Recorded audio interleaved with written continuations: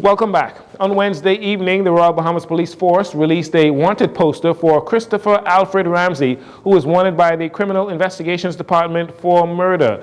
Ramsey is 22 years old with a last known address of Water Street, that's in the Big Pond community. Ramsey is listed as having a dark complexion, slim build, and his height is unknown. Anyone with information or his whereabouts, you're asked to contact CID at 502-9991 or 2. You can call 911-919, or anonymously, you can call Crime Stoppers at 328-TIPS. That's 328-8477.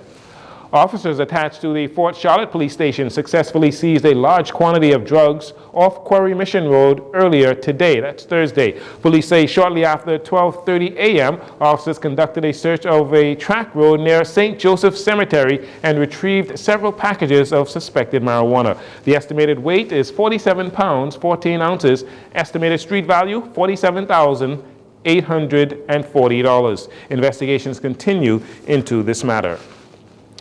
As National Women's Week is coming to an end, Minister of Labor and Public Service, Pia Glover-Roll, acknowledges the progress of women's rights in the Bahamas, but says there is still work to be done. Speaking in the House of Assembly on Wednesday, Minister Glover-Roll speaks about how women's difficulties are often overlooked.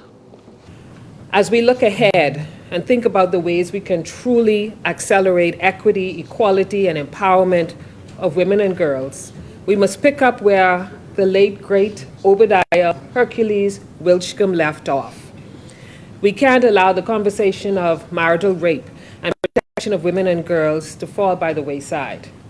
We now carry the mantle.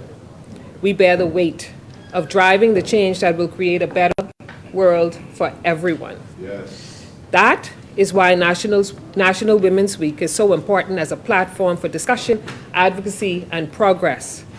Madam Speaker, tomorrow I will hold a press briefing to announce the government's intention to ratify ILO Convention number 190 that was started by my colleague from Carmichael and aims to end all forms of violence and harassment in the workplace. And Minister Glover-Roll says she will continue to conduct herself as a leader and advocate in a way that will make other women proud. We're going to speak to these things and not be ashamed or afraid to speak to these things that exist.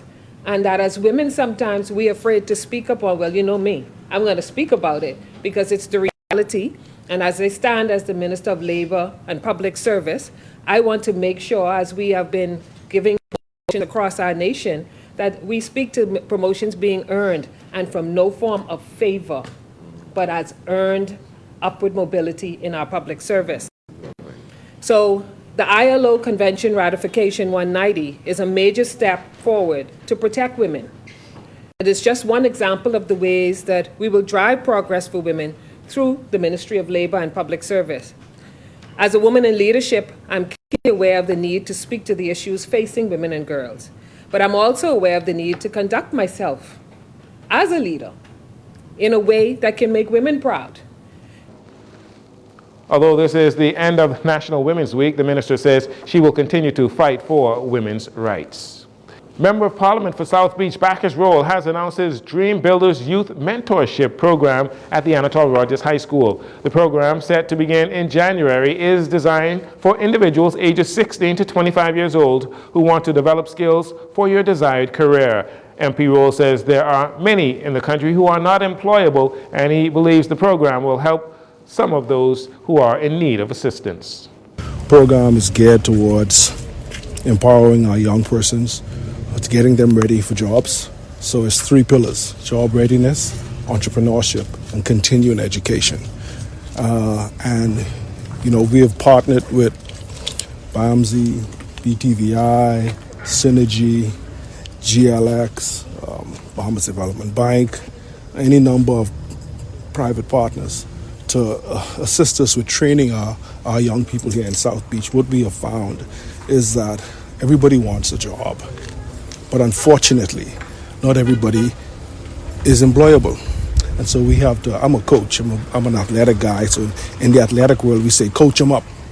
But here, I guess, what we have to do is just find training opportunities, workshops, to get them ready to take on the challenge for new jobs, and of course to be employed. MP Roll says this program is a testament to the constituency's willingness to help individuals, but ultimately it will be up to the person to push themselves. Participants will receive a certification of completion when done.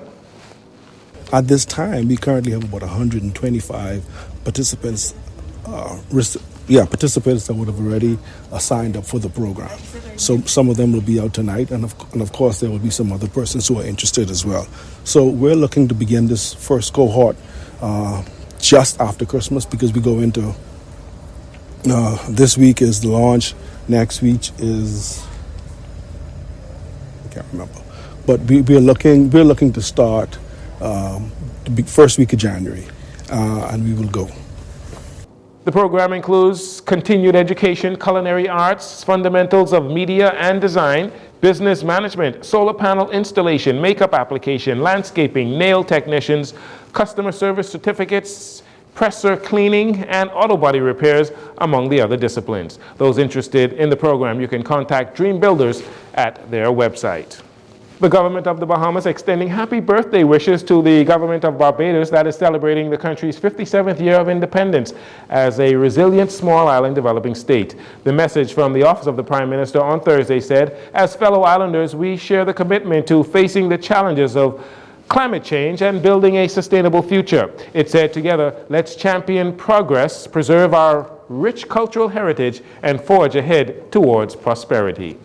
And finally, just a reminder, the Cultural Division in the Ministry of Youth, Sports and Culture is set to unveil the highly anticipated annual Christmas tree at the National Tree Lighting Ceremony this evening. It takes place 6:30 p.m., Bay Street, Rawson Square, under the theme, Celebrating Ourselves, Continuing the Cultural Legacy. Remember, after the Christmas tree lighting ceremony, there will be a Junkanoo rush out, the first ever practice rush out featuring all of the A category groups. They'll start with the Prodigal Sons, and the last group out on the parade route will be the Saxon Superstars.